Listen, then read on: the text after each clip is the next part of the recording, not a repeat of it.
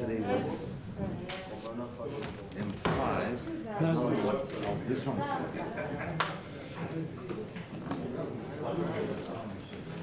I think it's at 11, but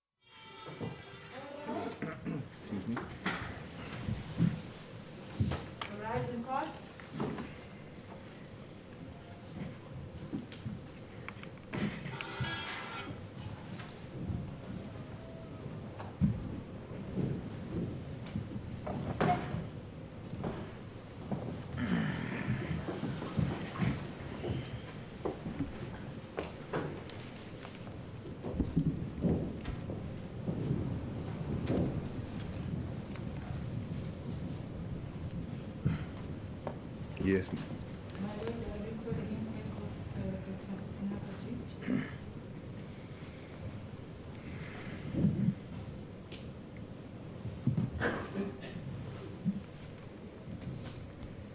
Mr. Varney? As the court pleases, my lord, this morning we have one witness, a Yes. similar fact witness. His name is Mr. Yunus Sheikh, and he is available in court and ready to testify, my lord. Yes. You may May- take the stand. May I call the witness to the stand? Yes, please.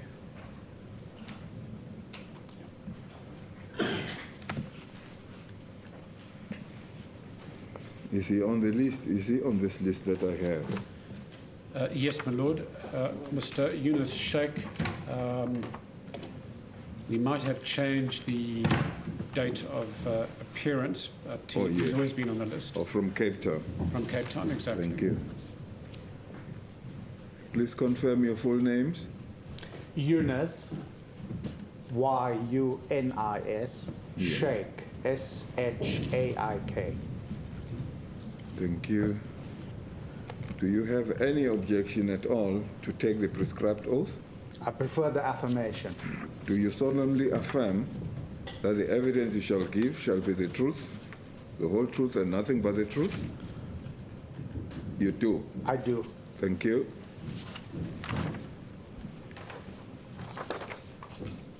Thank you. Yes, Mr. Varney. Lord, Mr. Sheikh has made out a sworn affidavit. With the leave of the court, we'd like to hand it up. Thank you. My Lord, we've marked Mr. Sheikh's affidavit as L11. L11.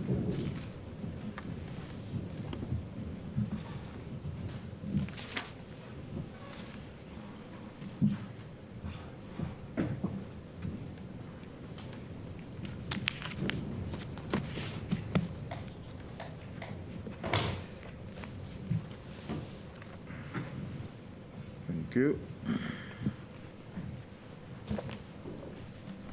Yes.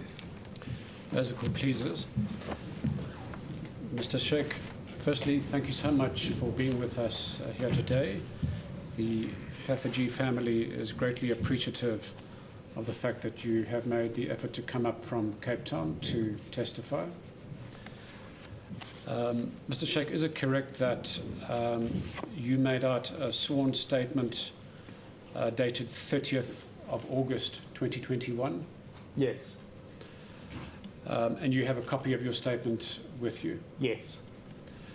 Mr. Sheikh, can we first start off by asking you to tell the court your current occupation? I'm an executive director of a company listed on the stock exchange by the name of Hoosen Consolidated Investments. Thank you. And can you give us a sense of your professional background? I'm an attorney by training.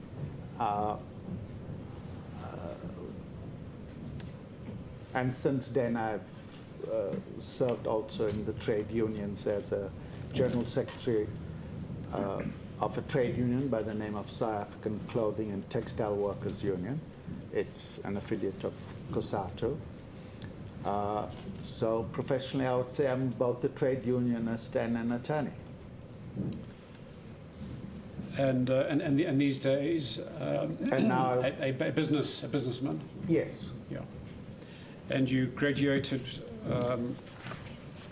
I commenced my legal studies at University of Durban, Westville, and in my fourth year, I could no longer get admission to that university, and I completed my studies at UNISA. You remember Durban Westville was an Indian university, and I'm of mixed classification. And the problem was, because my classification in my birth certificate read Indian/Cape Malay, I could neither get admission at University of Durban Westville or admission at University of Western Cape. So I had to apply to the Minister of Education for a permit to study at University of Durban, Westville, but since I got detained in 1980 and I was politically active on that campus, I could no longer get his approval to study there. Mm. So then I switched to completing my degree at UNISA. I see. One of the pernicious iniquities of the apartheid system at the time. Yeah, quite. Mr. Sheikh, since you have referred to your political activities, perhaps we can rewind and if I can ask you to tell this honourable court when you first got involved in political work or political activism.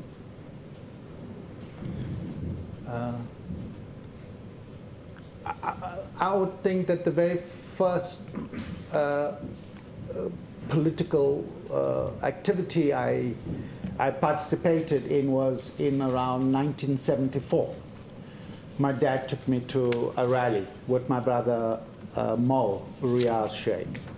So I was inducted into politics by my father. And I would say that happened in about 1974.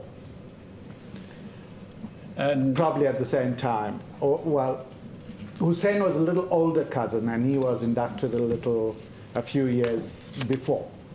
Yeah. We come from a political family. right. Was your father politically active? Yeah. My father was in the trade unions in the 40s and 50s and onwards. He was a shop steward. He was in the Communist Party. He arranged for a strike at one of the factories here. He then got dismissed. He then, went off to Johannesburg, and he was politically active at the same time with his brother, who was known as Ghulam Subeda.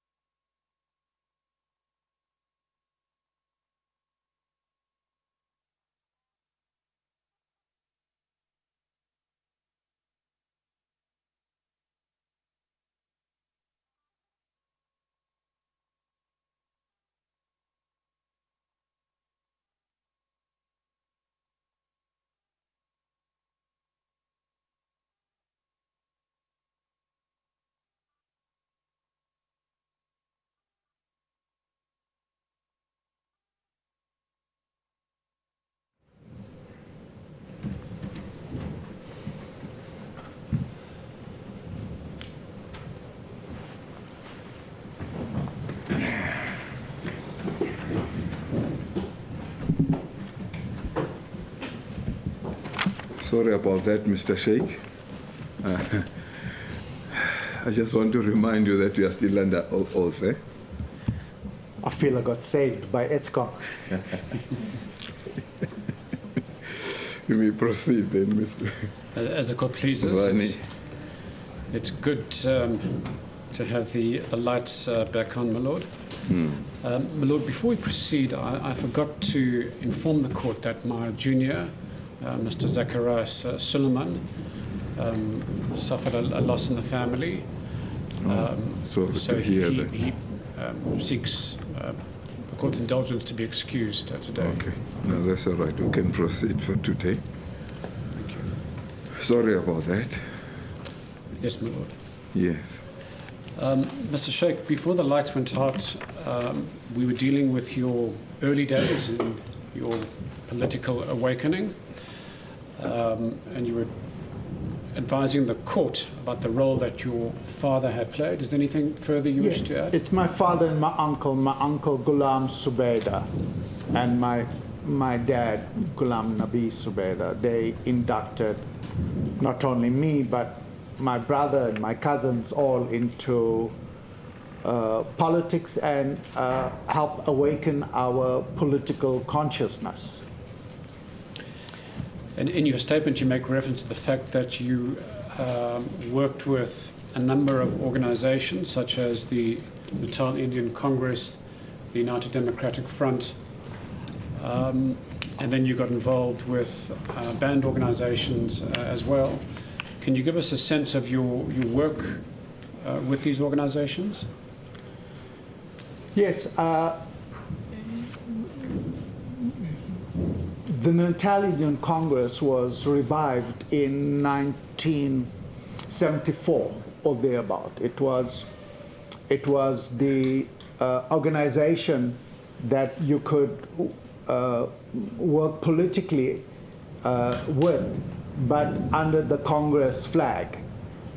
If you were an adherent of the values of and the ideology of the Congress movement, you then aligned yourself with Congress associations. You remember there was an alliance of Congress between the Colored Indian Congress, Natal Indian Congress, and the African National Congress, because you couldn't have membership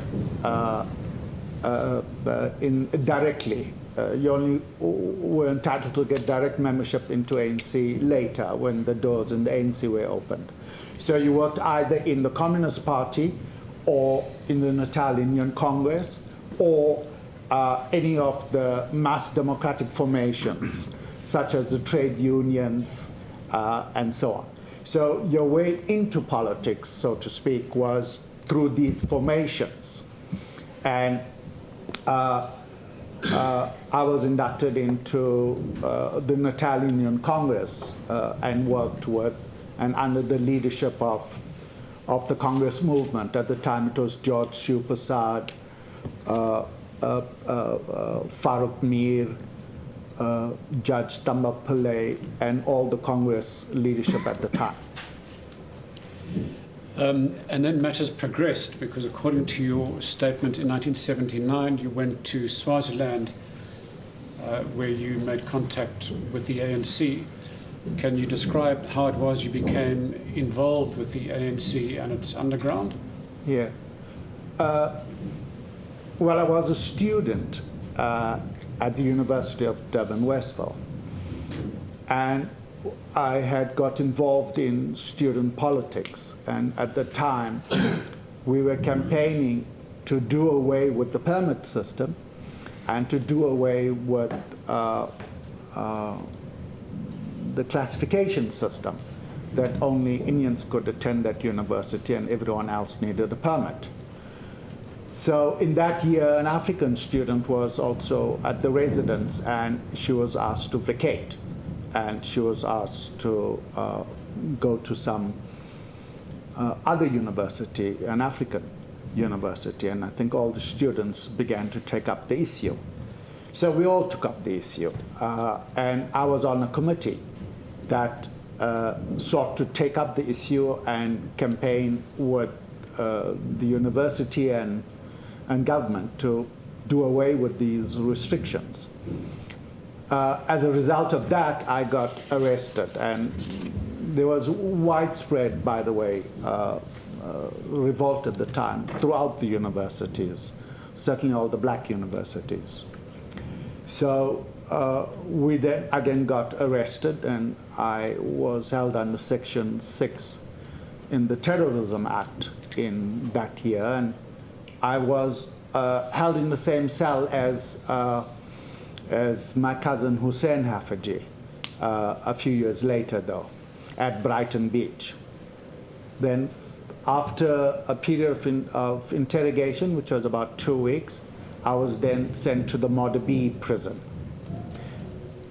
After I'd done my time at the Modderby prison, I then went, on my release later in that year, I then journeyed to Swaziland to join the ANC.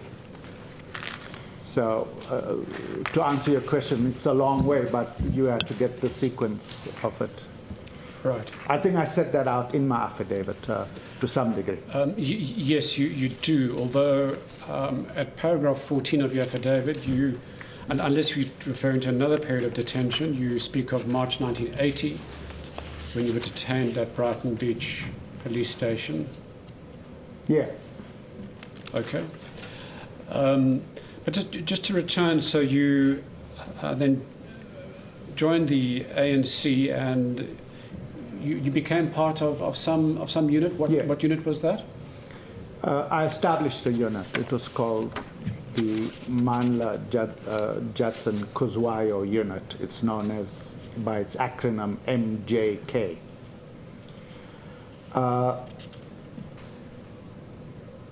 In the ANC, at that time, in the 70s and 80s, 90s even, before its unbanning, you would operate in a unit formation of a few people within a particular cell. And you would then communicate with the military command or the high command through a frontline state or directly to, let's say, in London. But ordinarily, you would be in a unit in a particular region or province. That province had a political military council. So let's say if you were operating in Natal, it was under what's called the Southern Command. Then the Southern Command was based in Swaziland and later retreated to Mozambique. So you would then report on your activities to your commander in a frontline state. You would be assigned various functions appropriate to where you were at, how you located, and so on. My unit eventually first started out as a political unit and then became a military unit. Primarily, we became involved on, I would say, 3 fronts. One was counterintelligence, which is quite a significant part, and which I'll give testimony later on. The second part was in mass democratic movement to inspire popular support for organizations like United Democratic Front, the mass democratic movements, and so on. And the third leg of our work was involved in the trade unions and the trade union movement.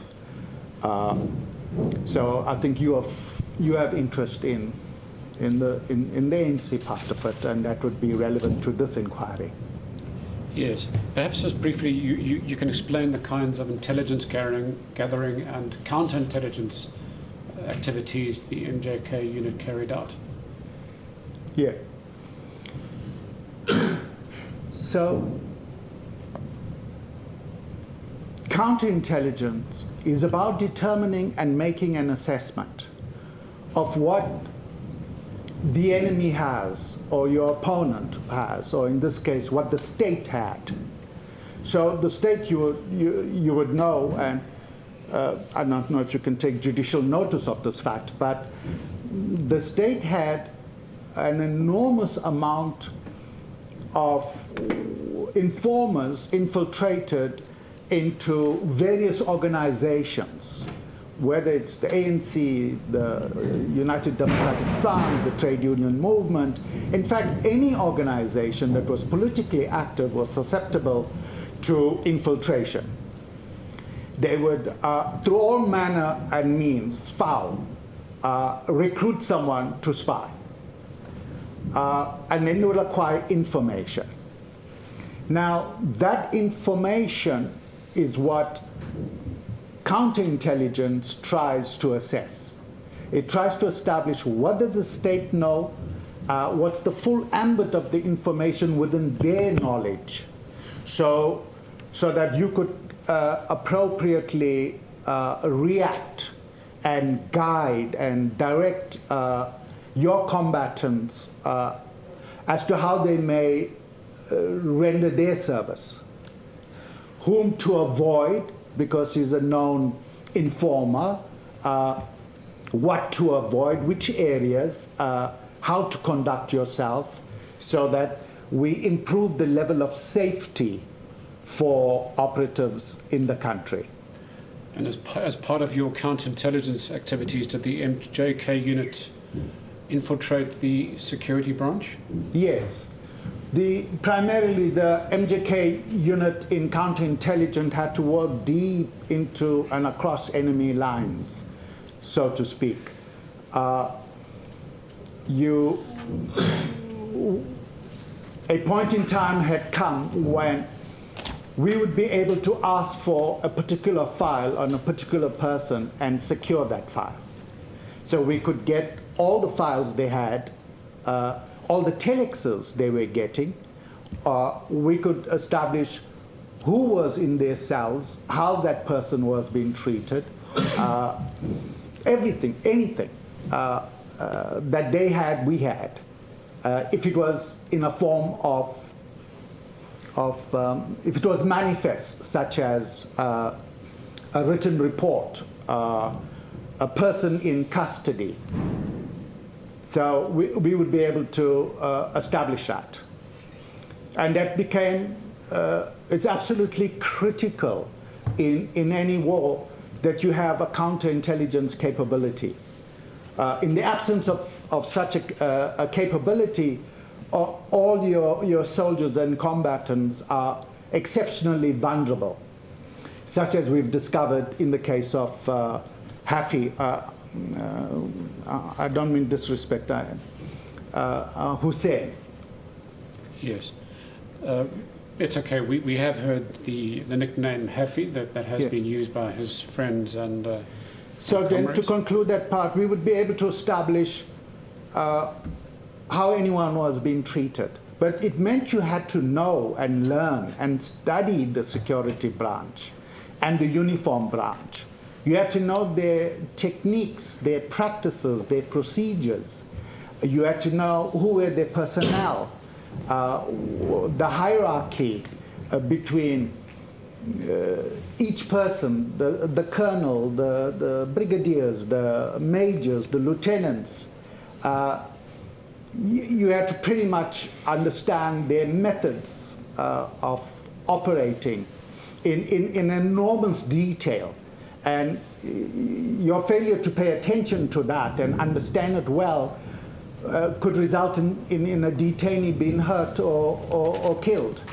And hence we made it our business to study it and know it well, so to speak. Thank you, Mr. Sheikh. Now, you've offered a very helpful analysis of the forms of detention, and you've suggested that there were two main categories of detention, security detention in those days. Can you describe those two categories and indicate why you think they are of significance? Yes, my lord. Detention is meant to serve a purpose. The purpose is either preventative or extractive for the purpose of acquiring information. So if there was a political activist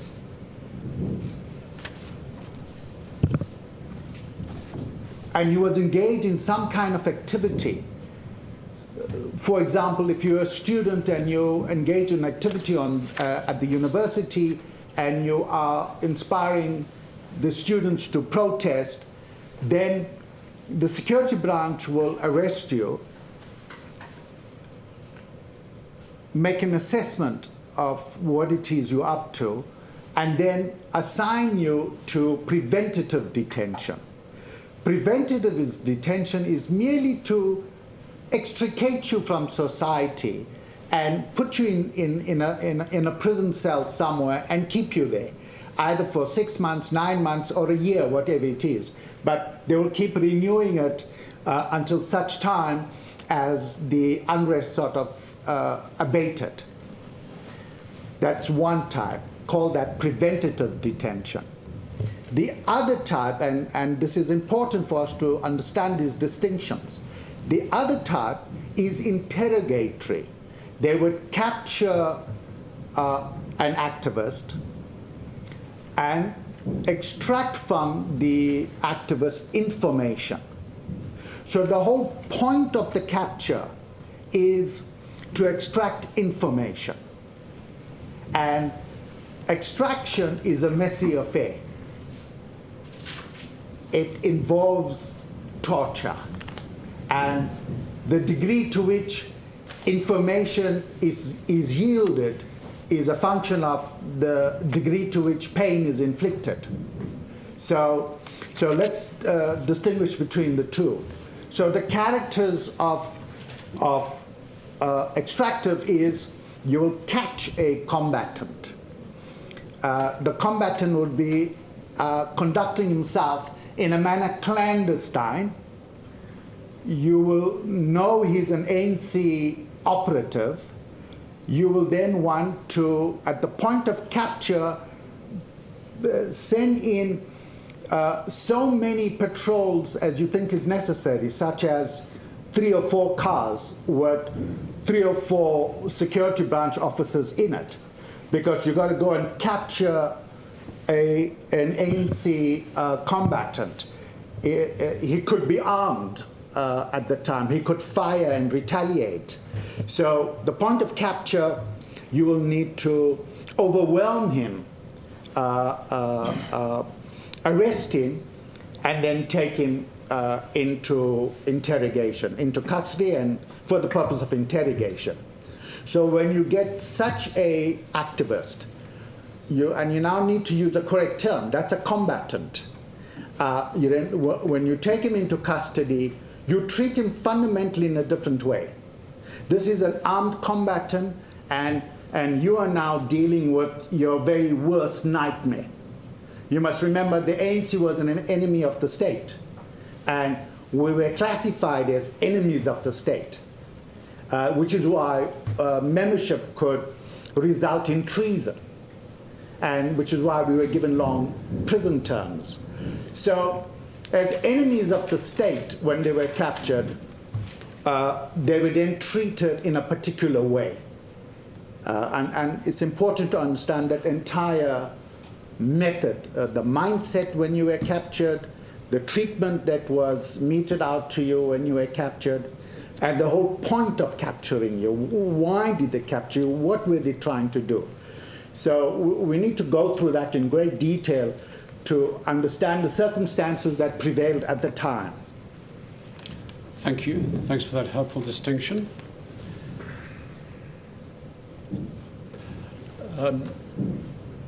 You also offer some general features or characteristics of security branch detention. And the first one you put up is that of solitary confinement. Describe the circumstances of solitary confinement and why you think this was a central feature of security branch detention. Yeah. So we need to be aware of the architecture of the security legislation at the time. And 1977 is quite a pivotal year for us. It was a turning point in the People's War or the Civil War that was then being waged. So just to give you the period and the contextualness of it. Because we've got to understand when a particular event takes place at a particular time, what was the mindset at the time. Now, in 1977, that was the most pivotal year in the People's War. It was the resurgence of resistance to apartheid. 1976 gave us a quick awakening. 1977, we had to build on that awakening. And the ANC sought to develop it further. But more importantly, in 1977, the state began to change its legislation. For example, it changed fundamentally the justice system in South Africa. You know, our system is adversarial. They changed it to inquisitorial. Inquisitorial meaning when a detainee was arrested, he was under a duty to give information. And the police could extract the information. It was inquisitorial in the sense that the state permitted inquisitorial means when interviewing a detainee. So that's like a fundamental thing. The second thing is that the state stripped detainees of rights of access to a lawyer and representation. They stripped detainees of rights of access to family. So you were held then in complete isolation. You had no access to anyone, number one. Number two, and by anyone I mean including the uniform division of the police. So you only had access to the security branch of the police. The next feature of it is that the security branch in whose custody you were held,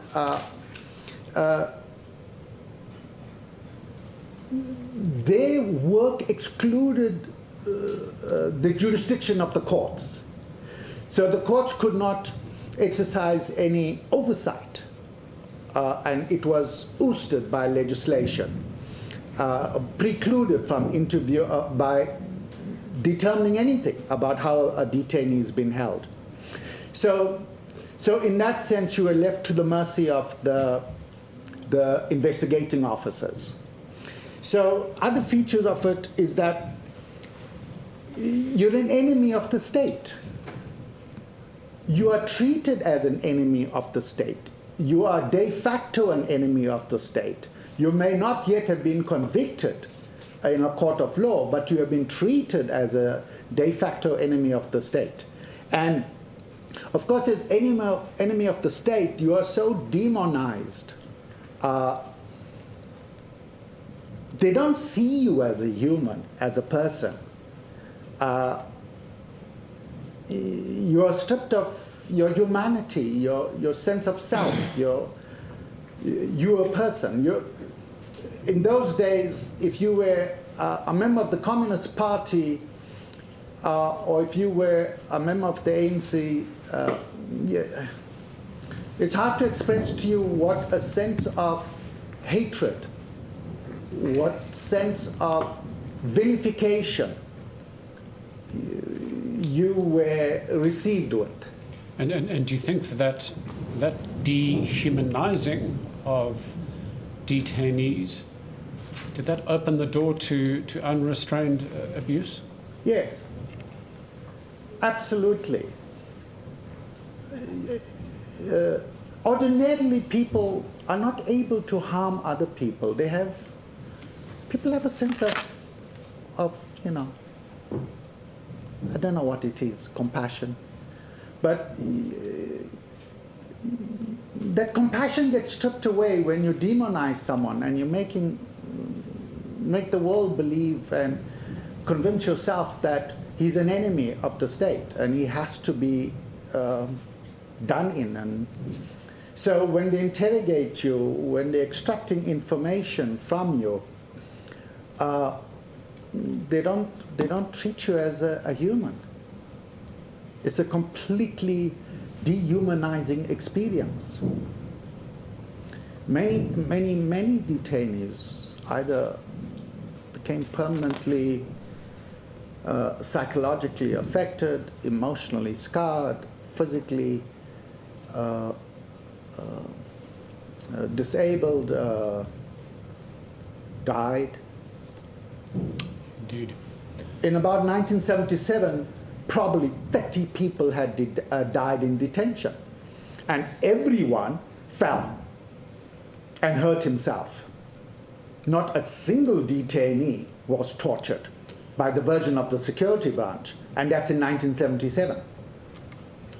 So according to the security branch, any injuries or deaths that took place in detention were self-inflicted? Yes, all were self-inflicted, every single one, all 30.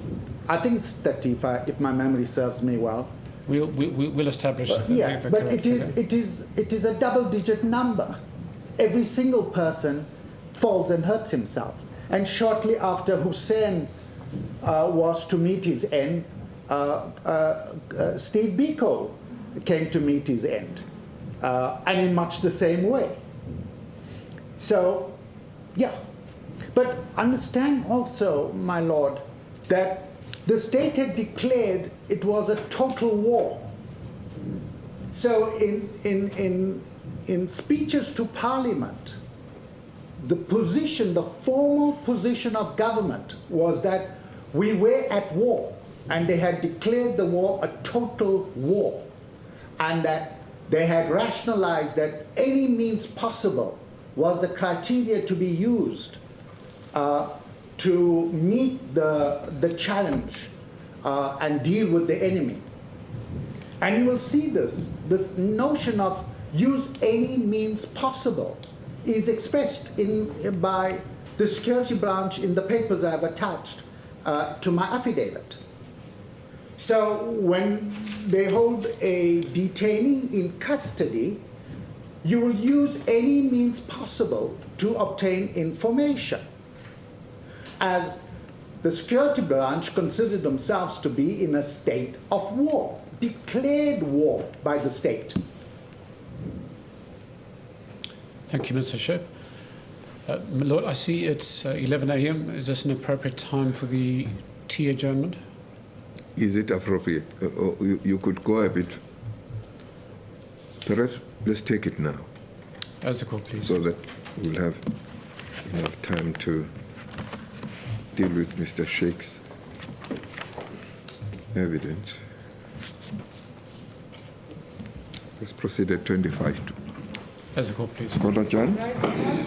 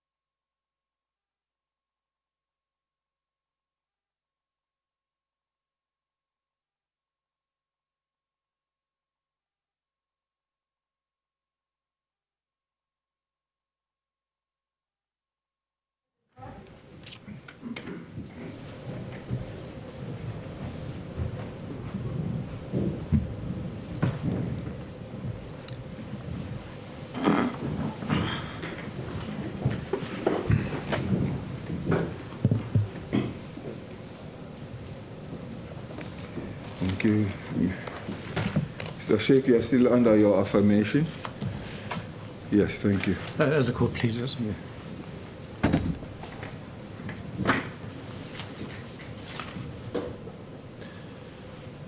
Mr. Sheikh, just before tea time, we had been dealing with certain features of security branch detention. I'd now like to move to your first detention at Brighton Beach Police Station. According to your statement, you were detained at that facility during March of 1980 for a period of 14 days. Can you give the court a sense of what transpired at Brighton Beach Police Station in your first detention? That was the police station where I was held. I was held over 14 days for the purpose of interrogation. I was interrogated by the same persons implicated in the demise of Dr. Haffejee. And I was held in the same cell as Dr. Haffejee was to meet his end. Would you want me to set out? Well, can I just check? The people who interrogated you, did they include Warrant Officer Mansami and Lieutenant James Burrow Taylor? Yes. And of course, we know that Warrant Officer Mansami subsequently changed his name to Benjamin. At that particular time, were you assaulted in any way? I was assaulted, but I would not say to any significant degree. I was merely slapped and, manhandled, but not to any significant degree. Would that be a slap with an open hand on the face? Yeah. In your experience in your different detentions, did you get the impression that the security branch attempted to avoid leaving visible injuries on your face? Yeah. Of course, it became defining after several deaths in detention and the public scrutiny that attracted for the security branch to start revising methods. And one of them was to avoid a visible evidence of an assault on you. So they would attack your soft tissues of your body and use different methods of interrogation, such as efforts to cause asphyxiation and so on. So the techniques was to disguise or avoid the manifest of evidence of assault. And did you pick up a trend or pattern in relation to people being detained at that time where they had visible injuries on their body, that they would at times be kept in detention for long periods of time to allow those injuries to heal and largely disappear? Exactly right. More manifest the injury was, the longer the period the investigating officer held you for that to dissipate. You mentioned that while you were being kept at Brighton Beach Police Station, and indeed in your experiences at CR SWAT and Durban North as well, that there would be regular checks on the cells. Can you describe those? Yes. So the system that is employed, and you could call this a protocol, and it was an established precept that had to be followed. The security branch could effect an arrest, then they now got you in custody. They could either take you to their offices for immediate interrogation, which was at Fisher Street, and which is what happened to me. After some interrogation, they then got to take you into a cell, and they hand you over to the uniform division of the police. Now they got to check you in at the police station. They've got to hand you over to the uniform division, in whose custody you then will be you will be held in, and it'll then be their responsibility to feed you and take care of you for the time you are there. So, that's the protocol. So when I was arrested in the late evening in March, I forget which date, it's not necessary. I was interrogated in the night. In the morning, I was handed over to Brighton Beach. And now that's the process. You go to charge office. They then ask you questions, name, address. You got to hand over everything. You got to take your belt, to take your shoelaces. They take, any possessions you have, and then they lead you to the cell, and you're now kept in the cell. So you'll in the cell there's these iron blocks and then a grill, and then you put inside the cell, and that's locked. So then they would bring you in the morning, let's say at 6 in the morning, your breakfast, and it's about 12 to 1 your lunch, and then about 4, 5, 6 your supper. So you've also got to understand the way the police work. They ordinarily work a 3-shift. So you work from 6 till 2, from 2 till 10, from 10 till 6.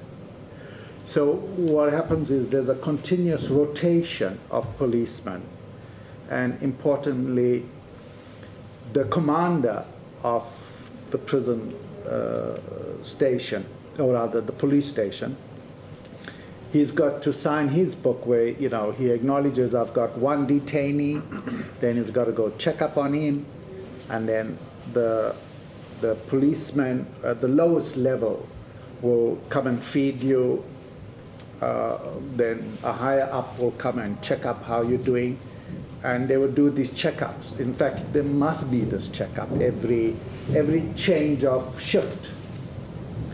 So you'll get a shift change at, say, 10 in the evening, there's a checkup. There's a shift change at 6 in the morning, there's a checkup. And intermittently, there are checkups. In your statement, you mentioned that there were inspections or patrols of the cells on a regular basis, every hour, you say. Was that religiously done? Mostly. And did you feel that as a security detainee you were under particularly tight surveillance? Yes, because a security detainee could either escape, or somebody could free him. Some effort will be made to free him. So he's not treated as some casual common criminal. Yes. Do you recall who slapped you in the face? Taylor. Was it Lieutenant James Taylor? Yes. Right. And Benjamin, by the way. And Benjamin as well. And just to conclude that first period of detention, what happened after the 14 days? So, once they made an assessment that I'm involved in student protest and not military or armed struggle work, then the investigating officer made a recommendation to the minister that I be held in preventative detention, continued preventative detention, and then they assigned me to the Modder B prison. I was then transported to the Modder B prison, which is in Gauteng, or the old Transvaal. And I was held there in a prison with other political prisoners. And for how long? I think we were then released in late August. Let's now turn to your next period of detention, and this was at CR SWAT police station. And it was at this police station in your second detention that you were treated in quite a brutal fashion. According to your statement, you were detained between July 1985 to May 1986 on two separate occasions under Section 29 of the Internal Security Act. So let's start with the first period of detention between 4th and 19th July 1985 at CR SWAT. Can you explain to the court why it was you were detained at this time?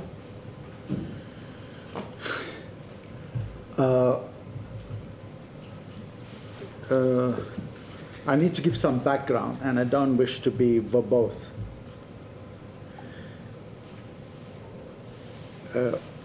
Our then President Oliver Tambo had assigned a member of the Southern High Command, Ibrahim, to enter the country and conduct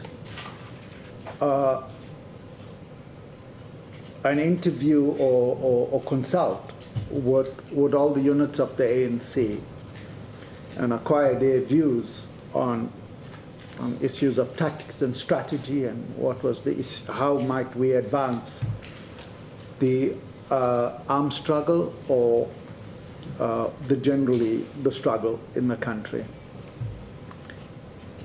He was at the time a member of the NEC, so I would say he was the highest ranking member of the ANC in the country at the time.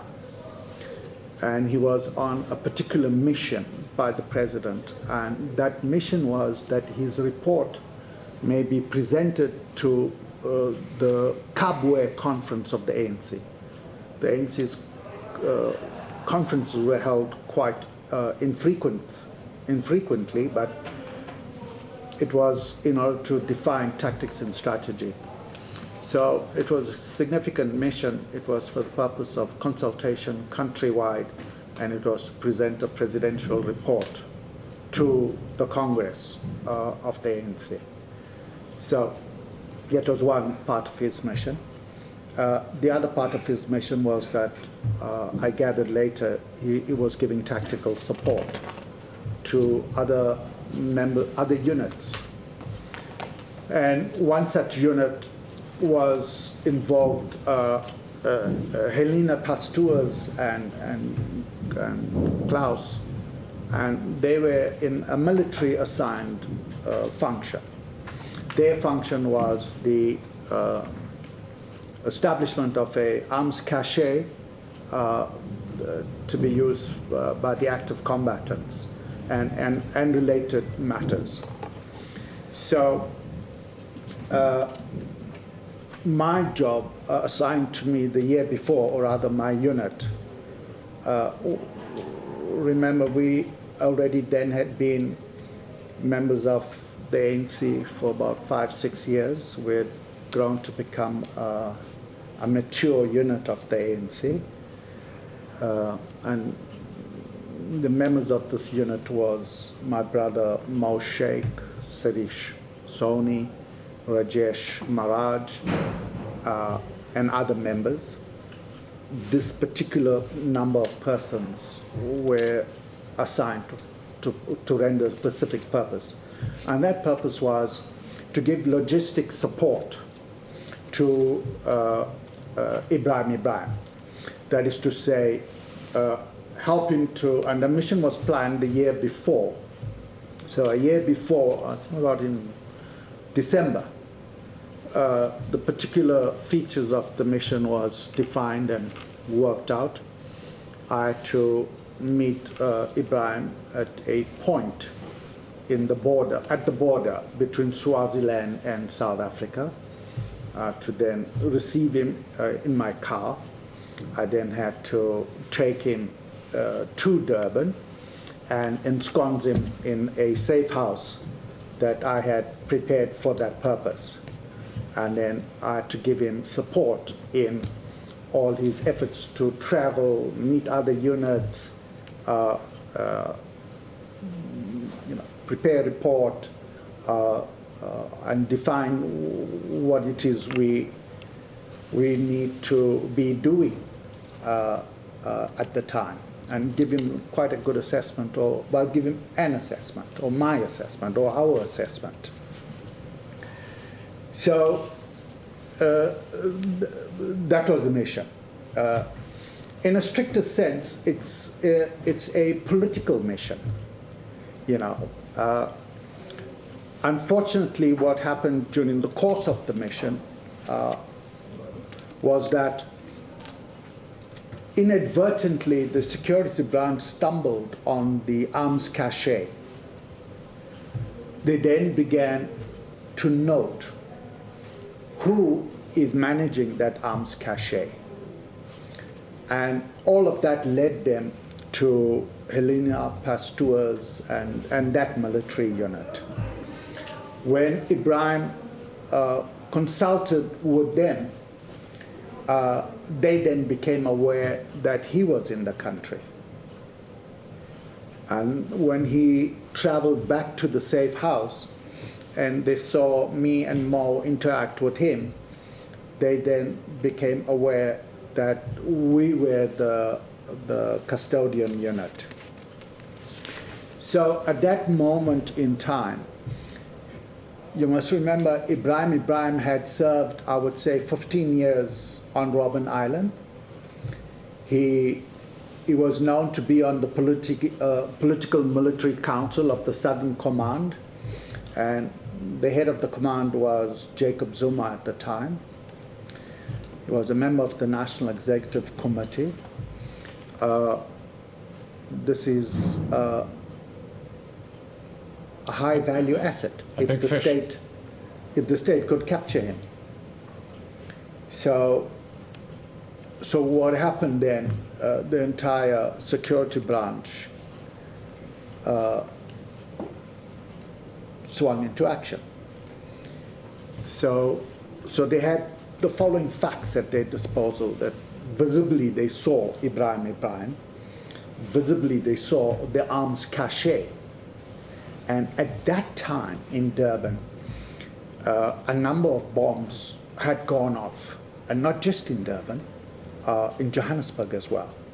So the ANC had begun to intensify its campaigns, its military campaign.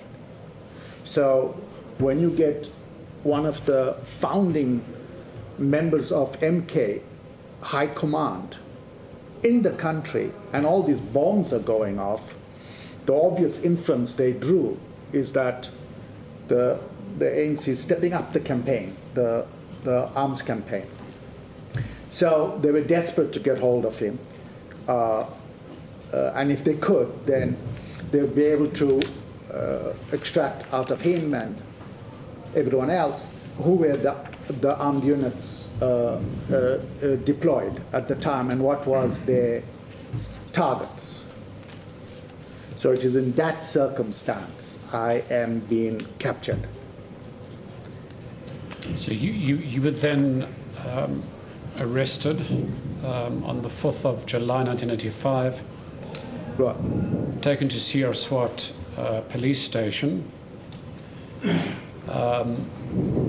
And you also mentioned that other members of the MJK unit were detained as well, including your father.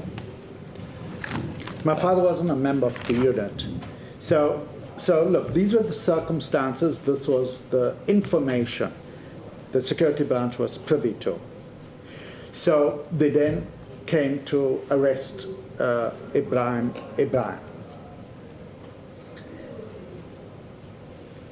Two of us are trying to deal with this problem in our unit. My co-commander, Mo Sheikh, my brother, and myself. What we agreed between us was my job is to extricate Ibrahim. His job is to surrender himself for arrest and act as the decoy. So we extricated Ibrahim from this block of flats that he was in. And I took him out and took him to another safe house. And my brother Mo then had to engage with the security branch and be the decoy. So he needed to give us some time to extricate Ibrahim. So he had to endure what he had to endure so that we could arrange for the extrication of Ibrahim. So that's the circumstance we're in now. Right. So Mo gets arrested.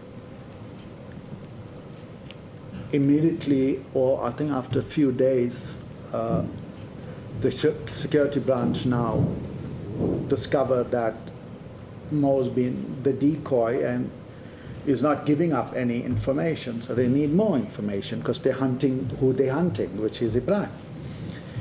So then they come and arrest me. And in addition, they arrest my father and my brother. So my brother, Shamim Sheikh. So in addition, they arrest my cousin, Munira Subeida.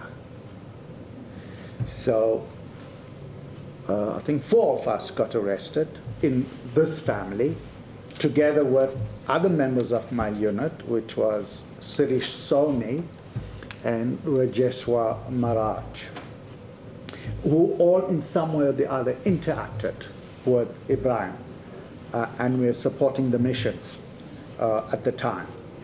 So all of us then got scooped up and taken into detention. Right. Now, if we can then deal with the interrogation, you say that following your arrest on a day you can't recall, in the early evening, you were taken up to the offices of the security branch on the top floor of CR SWAT. Can you set out the names of the security branch members you recall who both escorted you and were present during that interrogation?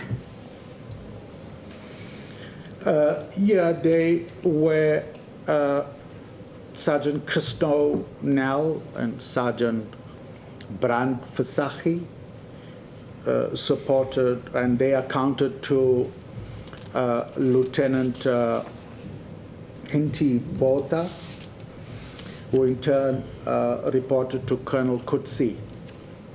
And the junior officers were Warrant Officer Gopal and Warrant Officer Pillay.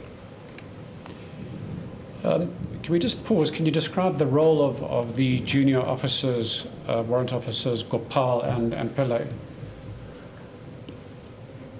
They were rendering support service. For example, they will escort you from your cell to the interrogating room. They will take you to the district surgeon. You know. Were they present during the interrogations? Yeah, sometimes not. I mean, they were not treated as significant. Because even in the security branch, they were at the time maintaining their own racism. Sure. And their own separations. But yeah, they would, sometimes Gopal will interrogate me, or Pillai, and it'll be more by way of an interview, if I could say that. Those are interviews. Yes. Interrogation is something else. But in the interrogation that took place on that evening on the top floor of Sierra Swart Square, was Warrant Officer Gopal present during the questioning? He may have been. He took me up and then he handed me over to Brian Fasahi and Christo Nell. He may have left shortly after I got hooded. So I won't be able to say if he stayed all through the process. Yeah. So in the beginning, questions were put to you in relation to the whereabouts of Ibrahim and your own role in the underground. And at that point in time, how would you have described that initial period of interrogation? I mean, what I was feeling, or how they were handling it? At that point, let me describe it this way. Was it a civil exchange? On that night, the interrogation in its entirety was non-civil. So on that night, I was taken up. I was put in a room without asking me any questions at all. I was asked to strip naked. I was then hooded with a Hessian bag put over my head, and I was asked to stand in that room. I could hear officers coming and going. It was quite late at night. I would say at about 8. And the timing is important. If you want to do a difficult interrogation, you got to time it where all the civilian staff must leave the building. So in Sierra Swart, it's got many floors, and the security branch is on the top floor. Now, any police station has got civilian staff in it, and any office has got civilian staff. So you choose an hour when all civilian staff have left and the whole place is empty, and no one else is on the floor in the building, on that part of the building. So you know, when you get taken up late at night, you almost know what is about to happen. When you get hooded, you already know what's going to happen, and you start bracing yourself for what is to unfold. So without any questions being posed,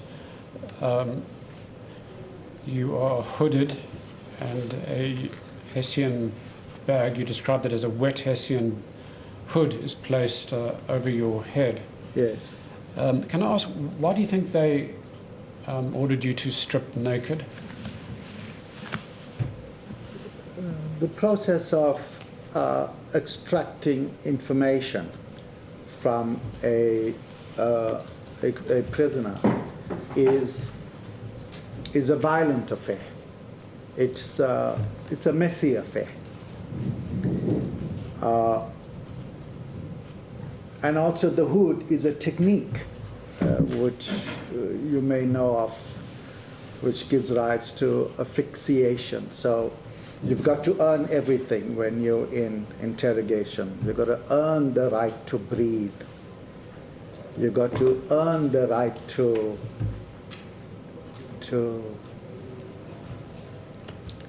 live. When you say it's a messy affair, what do you mean by messy? You're getting assaulted. Blood will splatter. Feces will run. You will pee. It'll splatter. Right.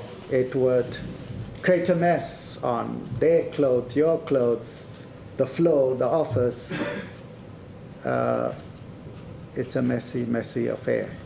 So apart from the degrading effect, it appeared they were attempting to avoid any evidence of blood or other fluids being left on your clothes. Yeah, and their clothes, and the office.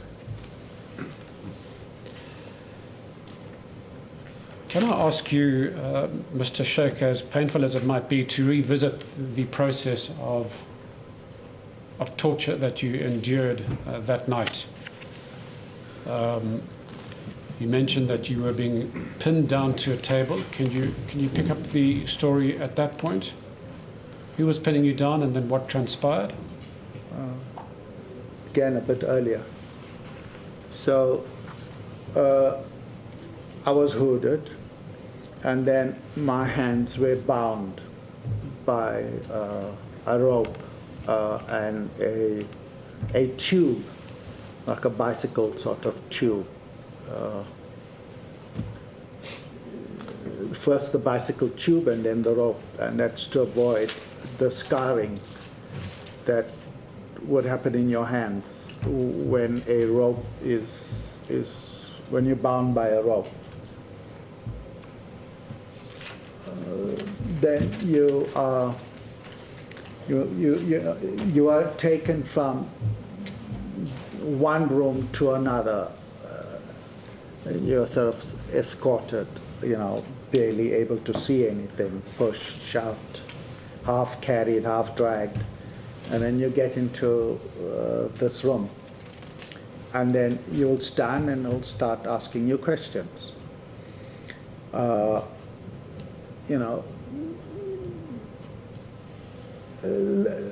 You've got to understand something about torture.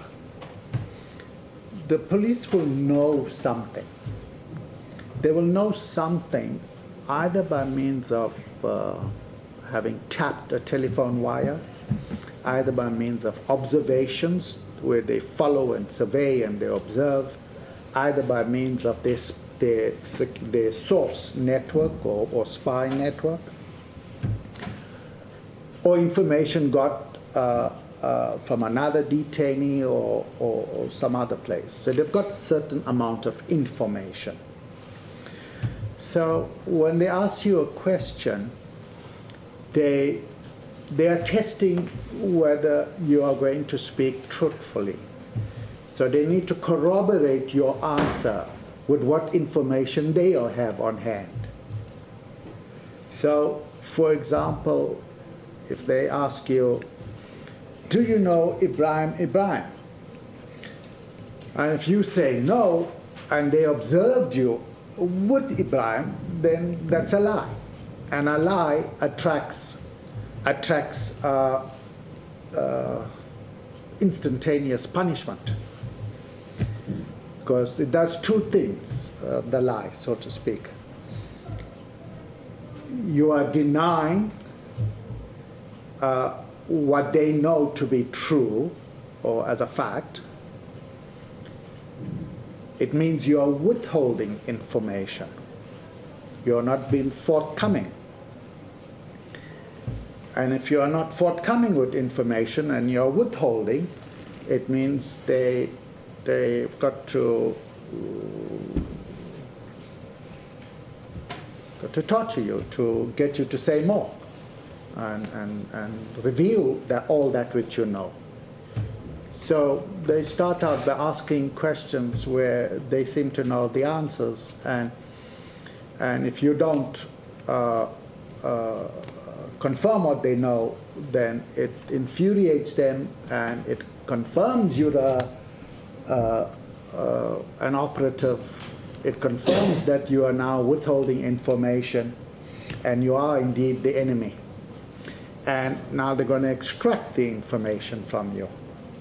So they will want to extract it for the purpose of either admission, confession, or in this case, go capture Ibrahim. So it became a national mission on the part of the security branch to capture this high-value person. It was a national campaign that was being waged. And I was the last person in whose company he was. So they wanted details, were easy.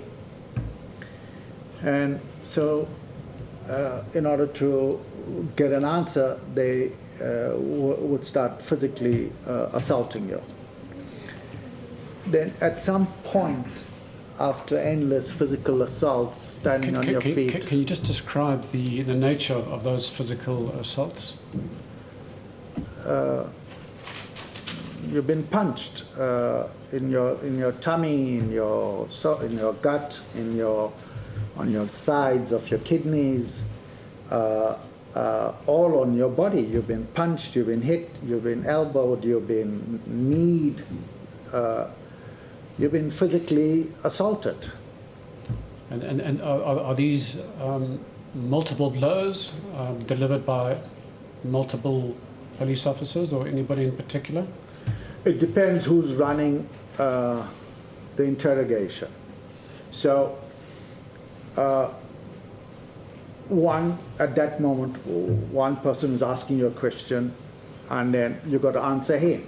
And if someone else asks a question, you've got to turn and answer to him. So, answering him, you get a wrong question here, bang, turn around, get a wrong question, or get another question, bang, this sort of... It's been assaulted by a mob, it's a mob. Right. So after that barrage of assaults on your body, what then happened? Okay, so they then lifted me up and made me on that table. I had to be on hands and knees, crouched on hands and knees with my head and nose held on the face of the table, and they continued the cross-examination, or rather the interrogation, from me adopting that position. So you got to try and visualize this. I've got a hood on my head. My hands are bound, and my head is now down, and someone is holding my hand and my head down. So my nose and my face is on the floor, and my head is like this. And they're asking you questions with a Hessian bag. So now you're engaged in a sort of three-prong attack, if I could use that word. The one is the position you are put in forces you to struggle for breath. So you're locked in a battle where A, you've got to try and suck air and breathe. B, you've got to try and resist the pain that's inflicted on you at that moment. And then the third area, you've got to try and keep your wits about you and answer the question. Sometimes you forget your name. It's become so all disorientating, and under such extreme circumstances. The idea is to force an answer, extract the information, unfiltered, unmitigated, unrestrained, so that you confess the whatever information they seek.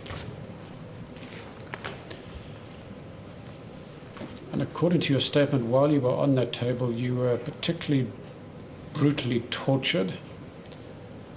Can you describe to this court what happened on that table? I died.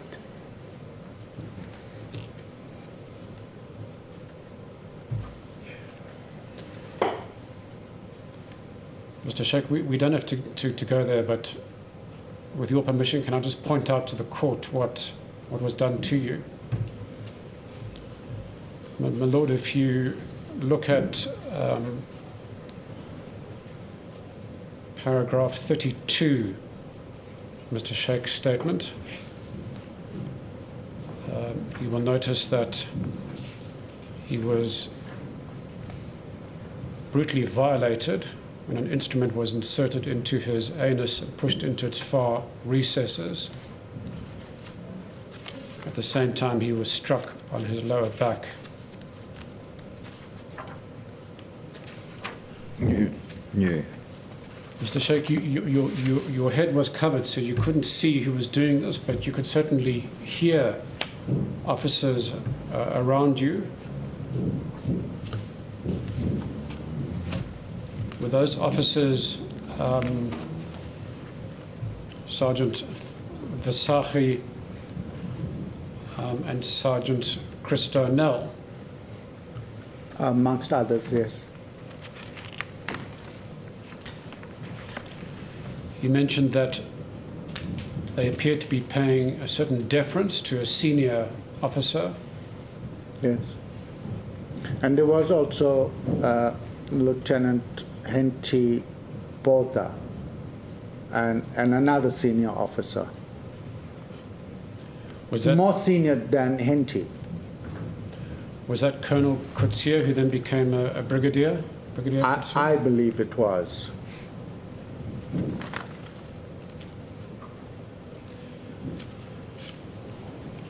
At times, did you lose consciousness during your interrogation? Yes. An interrogation goes on and on, several hours. So, in this particular time, I think it went on for about 24 hours. I forget how long, but you do lose consciousness. You become exhausted emotionally, mentally, physically, and also depending on the blows that you receive, you momentarily get stunned and sometimes lose consciousness. And sometimes you lose consciousness because of asphyxiation. I lost consciousness because of asphyxiation. Can you just describe that process of losing consciousness through asphyxiation in that interrogation? Was it because of the constriction of the wet hood over your head? Yeah. You see, if you think of any fabric, if you make the fabric damp, then the fabric will stick to the body. If you just think of your T-shirt, a wet T-shirt, and how it clings to your body. So if I put a hood on your head and it is damp, it now clings to your face. Now, that clinging effect it'll narrow the air that you can access through this area. So you've got a limited supply of air that's coming to you. Now, if you're held down with your nose to touch the table and your hands is held in front of you, that has the effect of the asphyxiation, because now you can't breathe. You remember, if you are in this position, if I may show it to you. If you are, imagine this, you are in this position, and your head is down, and you've got this fabric, so you can't breathe, and someone's holding you down like that.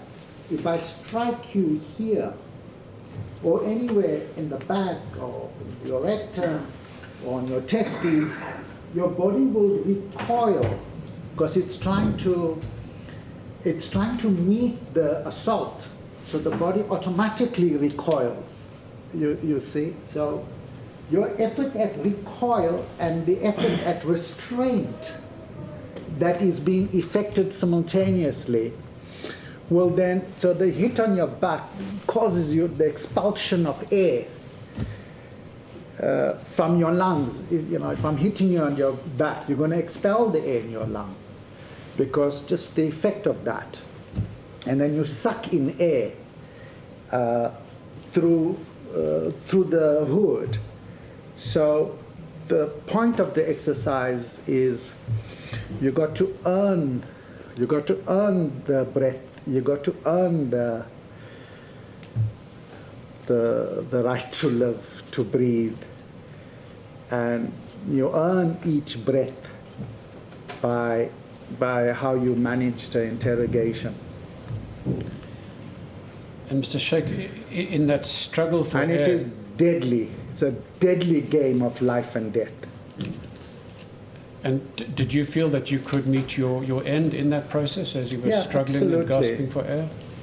Absolutely. It is the most dangerous form of torture when you dice with death and use that method. Because if it's mismanaged by the officer who's holding you and the officer who's striking you, if there's a mismanagement in the way that happens, you are unable to breathe. So if I'm unable to breathe and you holding me down, you can only hold your breath for a certain period of time. You can't hold your breath forever. So you lose consciousness because the situation is so stressful. You're already breathing. You're at a higher level than ordinary. Now, when you are being tortured, your breathing level then goes higher. And now when I assault you and I inflict an assault on your lungs in order to get you to expel the air, then you got to suck in the air. That entire process is so fragile. It's a moment when all of life becomes fragile. In a second, in a minute, things could fall apart. And so if they had pushed you a little too far, I must confess, in my case, if Bran Versaghi just held my head and hands down for another 30 seconds to a minute, I was dead. I was dead. you also mentioned that you were taken a few times to the toilet, and this was not as a matter of courtesy. Why did they take you on those occasions to the toilet? Well, when you're suffering severe assault, the body loses control over a lot of its functions. I began to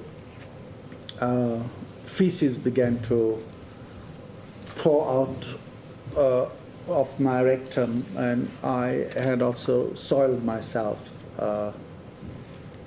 urinated on myself, and you're screaming, it's messy. So now you've soiled the table, you've soiled yourself. It becomes a bit of as a working environment for the security branch, I would say they needed more sanitary working conditions. So they would want me to go and wash up to present myself in a better condition. And just to wrap up, during that assault, did you bleed at all? Yeah. Yeah, I did. As it was an internal assault, I began to bleed through my rectum. My ear, I'd lost hearing in this ear, which I still don't have. Well, not much anyway. So eventually the interrogation was halted and you were made to dress and returned to your cell. Came the day, when comes the day they need to stop because civilian staff are coming back into office. Right.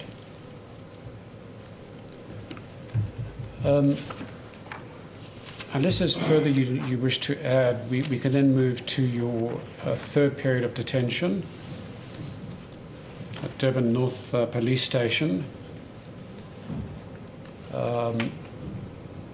You say, paragraph 39, you were detained again by the security branch on 3rd August 1985 and held for more than a year. What's significant about this period of detention, Mr. Sheikh, is that your father went to court. Can you explain what kind of application he brought and why he felt the need to go to court urgently at that time? In 1984, and you may even know this from your personal experience, counsel, we as lawyers were developing new forms of legal relief that we could get. And in my case, and before and after, we were trying to engage with the law and the courts in order to see how we could restrain the security branch and how we could invoke the protection of the court. So you would see I wrote in my affidavit, and there's an annexure. My mom had told me that the security branch came looking for me, and they were going to come back.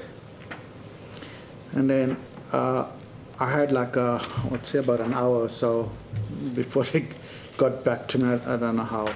I frantically wrote a letter. And that letter you'll see is in the affidavit that my dad used in the application to court. In that hurriedly scribbled letter, I had set out what had happened at the earlier detention, and then instructed my then attorney, Tama Pillay, who was later to be a judge of this court, to move an application in court to assist. Thank you. My Lord, just for the court's information, the full application is annexed to these papers. It's marked YS1, although the annexes don't correspond strictly to the annex numbers. But the application to court is 12 pages into the annexes. The first 12 pages is, in fact, the amnesty application of former security branch officer Christo Nell. And next to the founding affidavit is the written statement of Mr. Yunus Sheikh. We'll come back to you with those page numbers. In fact, there is a typewritten version of it, which was annexed to the papers. It's at page 21 in the annexes, my lord. Yes. So, Mr. Sheikh, can you... So this was an application to restrain the security branch from assaulting you and I believe your brother Mo Sheikh as well. Can you explain what transpired? Was the application successful? In some respects. As I understand it, the eventual order we were able to obtain was that they would stop assaulting us.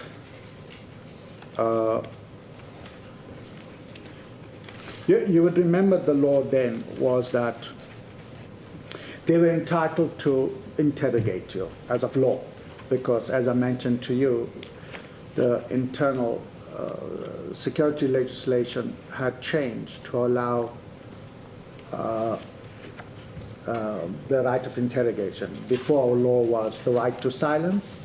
Then comes the statutory amendment. No longer right to silence. You can be interrogated. So they can interrogate for as long as they want, and however long they saw fit.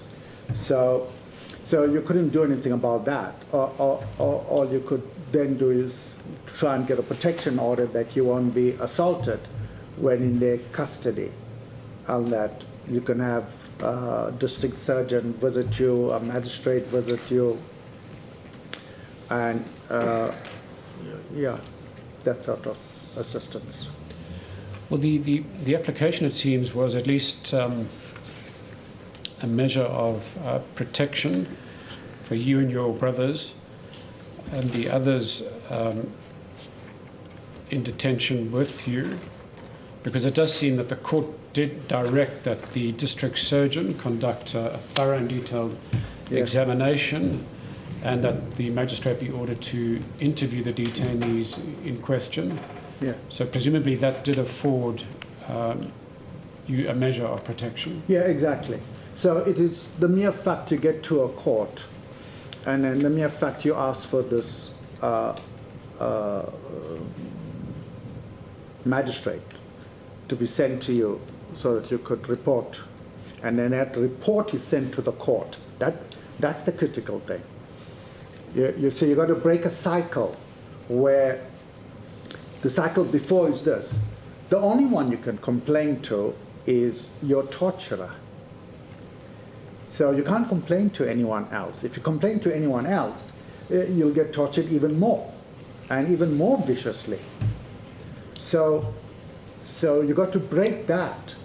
And in order to break that, we had to invoke the assistance of the court, the High Court. So in order to do that, you've got to already have suffered the torture, and then set it out and go to court and invoke the protection of the court. Then what the court would do is direct a district surgeon or a magistrate to go and interview you and do an examination of you medically, and then all the reports must lie before a judge. So that was the technique we had to develop. So if it wasn't for the intervention of the High Court in this instance, would you have been reluctant to speak freely with the district surgeon and a magistrate? Yeah, in fact, I had magistrate before this court-appointed one, and I had a district surgeon examine me before, but I wouldn't say anything. I know exactly what's going to happen. The magistrate would come. Got any complaints? No. Anyone? Any assault? Anything? Food? Okay. Good. Look at his watch. All right. I gotta go. The district surgeon will say, you're half like dead, stand in front of him. So are you okay? Yep. I'm fine. The idea you're going to tell him that you were tortured is it's completely ridiculous, because that report and the magistrate's report goes straight up to the one who's torturing you. And it goes nowhere else. The reports don't go to some independent party. They just go to the exact man who's inflicting the torture on you. No one else sees it. So it's all it does is it shows that you are going to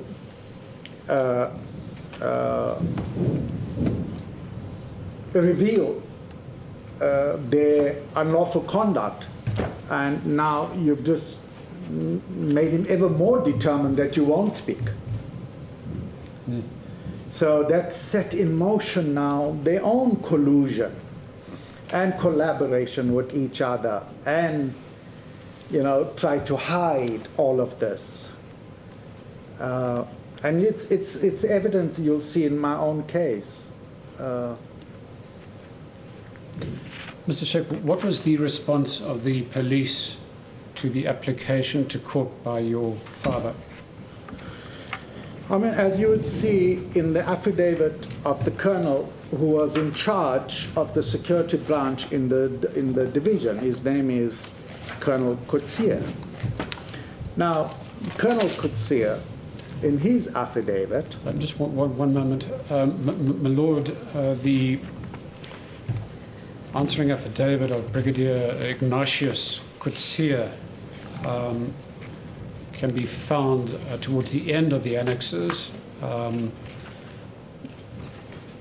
It's at approximately page 77 of the annexes, towards the end, my Lord. It's an affidavit that's in Afrikaans.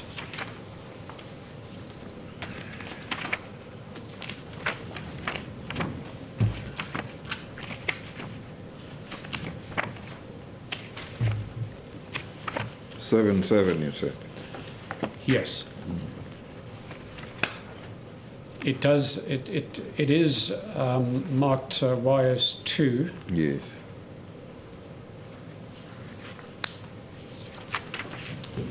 Yeah. Sorry, Mr. Sheikh, we interrupted you. Yes. So, in this particular affidavit, but you're going to see the way he responds, my Lord. In your file, you'll see the affidavit of my father, who was at the time a detainee with me. Now, on this particular episode of interrogation, my dad was in a cell next door to me. So he was away when I was brought back into my cell, and he managed to come into my cell and give me a tablet to alleviate the pain. And at any rate, my dad sets out, and I don't wish to go into detail of it, how he experienced me when he visited me after the torture. It's set out in full detail here. So this is the direct evidence of my father experiencing me at the time. So now he puts up an affidavit setting out all this. In reply, what the colonel does is say that he absolutely denies any assault was committed on me whatsoever. And his denial is complete and vehement. And he cast as what happened to me in his words is, we had a very nice conversation. If you look at his affidavit, he says, Mr. Sheikh was brought before me, and the two of us had a very nice conversation. You just forgot to mention that we had tea and biscuit provided as well. But in truth, that was me being tortured, is how he describes it as we had a very nice conversation. so that gets sent to the court. The court is limited by, particularly on applications, by the affidavits that serve before it. There's no other evidence. There's the evidence of my dad. There's the evidence of a fellow inmate who was also set out in the affidavit. And the colonel absolutely denies that there was any assault. Now, that denial is only possible because of complete collusion between the colonel who makes the affidavit in court, the district surgeon, the magistrate, and every police officer in the security branch and the uniform division. Now, whilst that may appear to you to be quite breathtaking, that there's so many people participating in a collusion and a cooperative effort, it was absolutely standard for the time. Absolutely standard. The first district surgeon that ever spoke out was in the Eastern Cape by the name of Dr. Thomas. Before that, no one, absolutely no one spoke out. No magistrate ever spoke out, ever. No uniform division would speak out, and nor did they. At any rate, the colonel is the colonel, is the head, or is a brigadier. The thought that a uniform division sergeant will report the brigadier, and by the way, report to who? There was no inspectorate division of the police force you could go to make a report. You couldn't go to the court and make a report. It's not what courts do. There was no one you could make a report to. It is extraordinary, Mr. Sheikh, that in paragraph 24.8 of the affidavit of Colonel Kutsia, he says, since you spent most of your time under the control of the uniform branch, there was no reason why you couldn't have reported any issue you had to members of the uniform branch, including this warrant officer Stonell. While we're on the question of the uniform branch, in your recollection, did they play, what was their relationship to the security branch? Subservient. They were absolutely subservient. The security branch effectively ran the police station and had all control over a detainee. All control. They determined what food he had, when he had it, all access to him. The uniform division played no significant role at all. And in your view, if the security branch instructed the uniform branch members to do certain things in relation to detainees? They would just do it.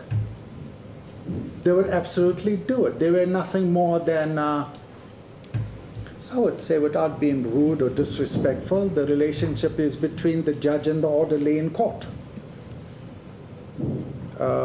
There is no question at all that they would not follow anything. And I've seen this all the time in many detentions. Was there an element of fear involved on the part of the uniform branch? Fear and hierarchy. Look, the state had committed itself to a total war in 1977. The security apparatus of the state was its elite stormtroopers. And the entire hierarchy of the security branch was a preferential elite corps of the police force. And they will report all the way straight up to national intelligence and the Minister of Police.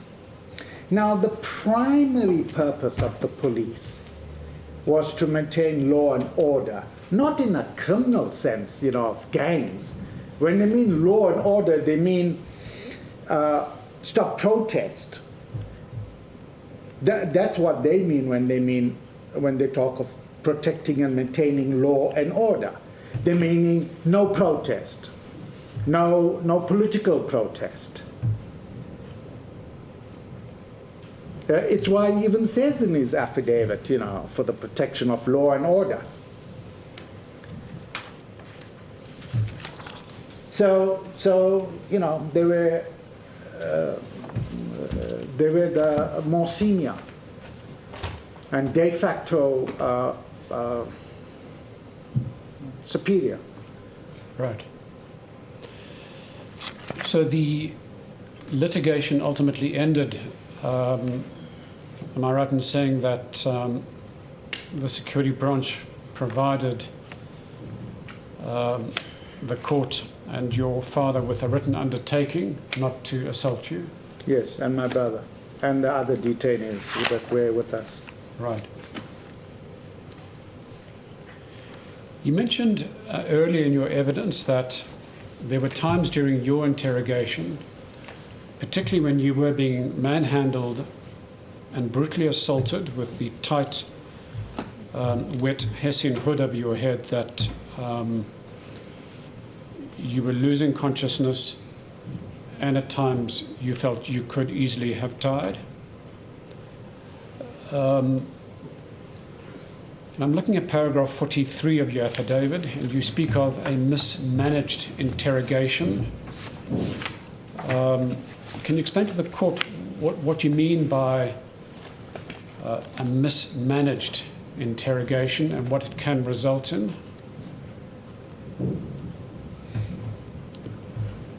Well, I've got to be euphemistic, and I've got to be tailored in my language when I write an affidavit and present to court.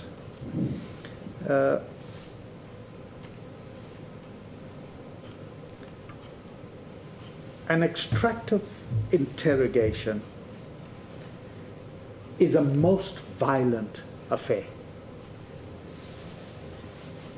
Unlike Brigadier or Colonel Kutsi, I just, for the life of me, can't remember his correct title, and I mean no disrespect. Well, he was a colonel, but then he was promoted to brigadier. Right, okay.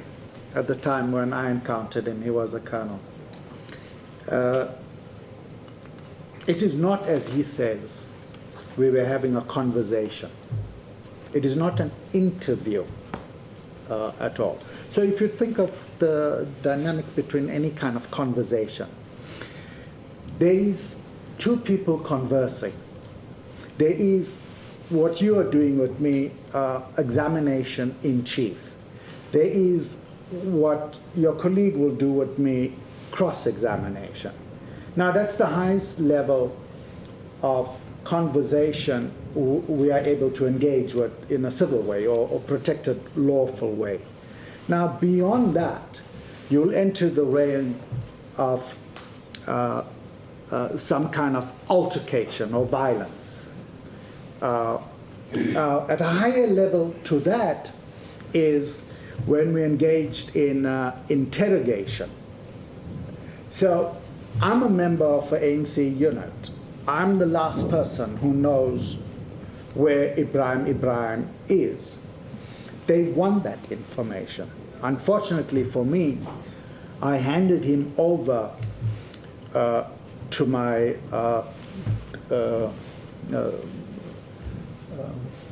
contingent ANC unit. Another head for another unit was Praveen Gordon, and he had his unit.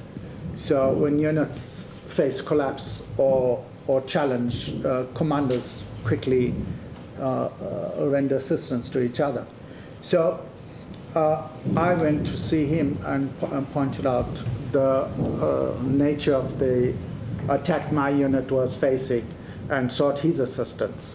So him and I agreed that I would effect a handover to him of Ibrahim. So when I was under torture, they wanted to know, where is Ibrahim?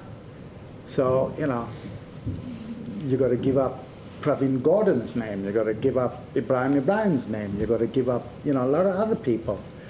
So you got to try and, you know, put an end to all this and avoid the giving up. So now they want that information, it's critical. So the only way for them to get it is to try and beat you. So they will physically beat you and bring you to the point nearest death. So they got to get you to the point of near death so that you believe that, I got to give up now. If I don't, I'm dead. So now, in that endeavor to take you near death, to force your confession, they've got to manage a set of physical dynamics that is taking place. If they beat you too much, if they don't manage your air control or your, anything could go wrong. So a mistimed blow to the wrong place could cause you to die. It becomes, there are so many imponderables, you know, anything could go wrong. It is so inherently dangerous. It goes beyond the point of foreseeability. And when things do go wrong, such as the infliction of serious injury, and as you point out, even death, you suggest that the security branch had a process to manage that fallout. Exactly, because now two things. Let's say the left scars, they got to deal with evidence. So they got to suppress evidence, lest they suffer a complaint and we go to court. So critical suppression of evidence. To do that, they have to collude with one another. They have to cooperate with each other. So you'll find occurrence books go missing. There's no evidence. And now what they'll do is they'll hold you as long as possible so that scars go. And they will invent these most imaginative stories. I thought we were quite inventive when we were captured, but I would say they surpassed us in inventiveness. Unfortunately, they were a bit too thick-headed because they kept using the same excuse over and over, and it never occurred to anyone to say, look, stop this excuse, try another. To say 10 times a man, like 30 times, you fell and hurt yourself and committed suicide. I mean, that's gone too far. So it became absurd almost. But the collusion was absolutely consistent and definitive. And you mentioned that this was reinforced by what you refer to as a culture of brotherhood amongst the security branch. They were an elite corps, you know, tight knitted, and they had this brotherhood amongst them. And they would be mutually supportive and cooperative and collaborative with one another. They were doing the devil's work. You know, they were killing us, they were torturing us. They were on the front line of this civil war. And they were brutal men. They're not your, no disrespect to our police officers sitting here. These are not polite men and women rendering public service. These are ardent followers of an ideology who have embraced that ideology, believe we are in a civil war, and are doing all within their power to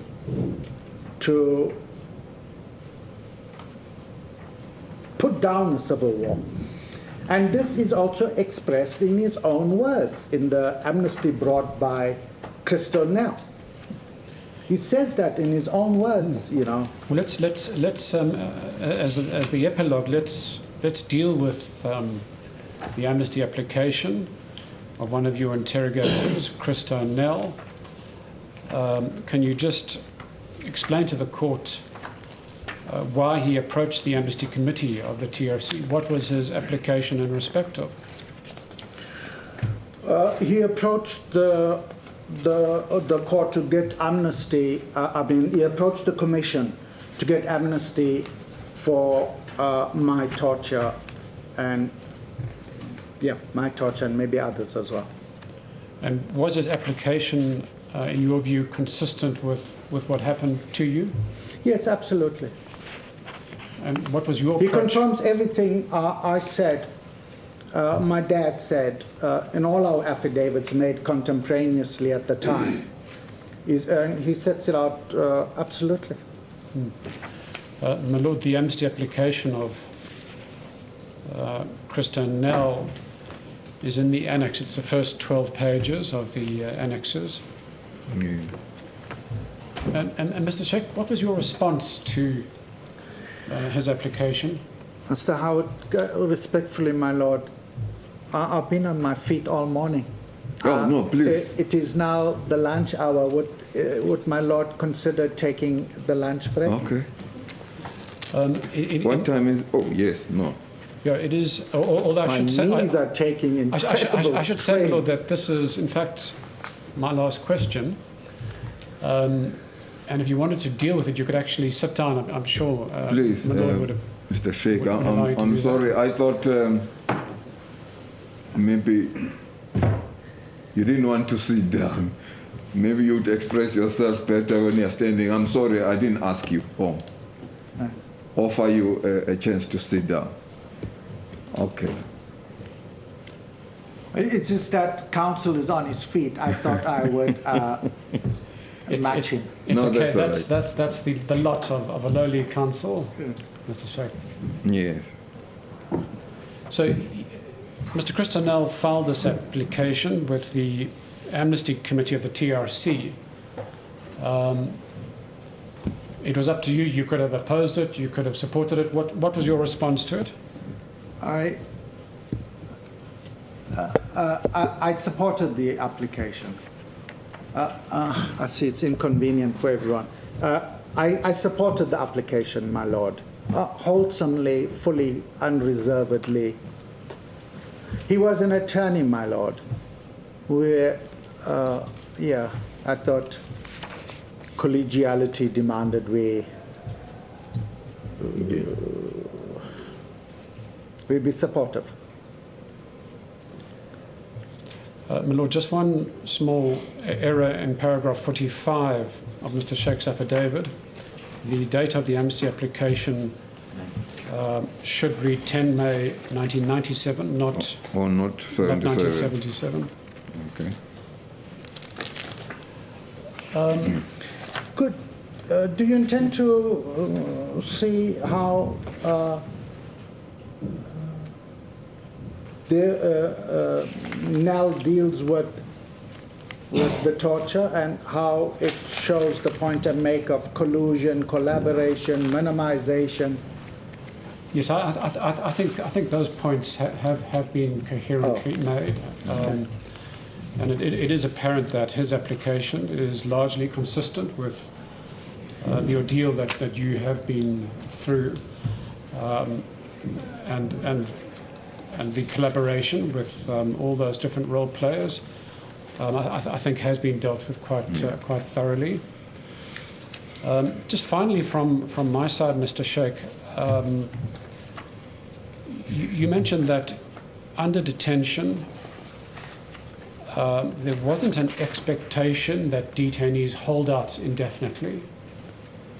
Can you explain to the court why there wasn't such an expectation, and was there any sense of how long a detainee should hold out for, and at what point it would be okay to speak? On our side, standard operating procedure, you hold out for about 3 days. Our whole idea is so that affected persons could put themselves beyond the reach of the law at that time. So they could either go into exile, go into the underground, do everything they needed to do to either protect our armaments, our equipment, or whatever else it is. So, yeah, we have to clean up. Right. Before we close, is there anything else you wish to add, to bring to the attention of the court? I knew Dr. Hoosen Haffejee. He was my cousin. He was an older cousin. And together with my older cousin, Shada, we all grew up together politically. And he was a mentor to me and my brothers, particularly Mo, because being the older generation. And it was heartbreaking to discover him having been killed in detention. And of course, it was a horrific thing for me to go and sit in his own cell where he died and walk in his footsteps. But in some way, it was also an honor. And a sense of I was protected by those who had died before me.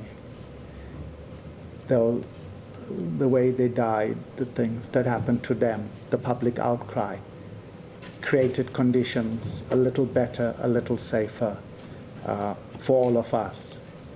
In many ways, beyond his death, and the death of Steve Biko and the death of the Craddock Four and the others began to create an international public outcry against the treatment of political detainees.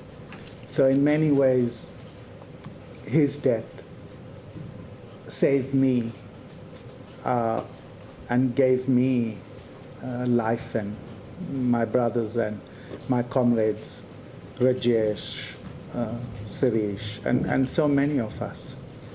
So in that way, whilst we may name a street after him, in a larger sense, we live because of him. And for that, we are eternally grateful that our comrade died, that we may live. Thank you, Mr. Sheikh. We appreciate your contribution to these proceedings, as well as your contribution to South Africa's democracy. No further questions, my Lord. Mr. MacDonald? Yes, I do have a few questions, my Lord. We can either take the long adjournment at this point. Oh, you have some few questions? Yes. Okay, let's take a lunch break then. Jesus, my Lord. Let's proceed at, should we make it 2:10? Yeah, that's suitable. Is that okay? Okay then. Court is adjourned.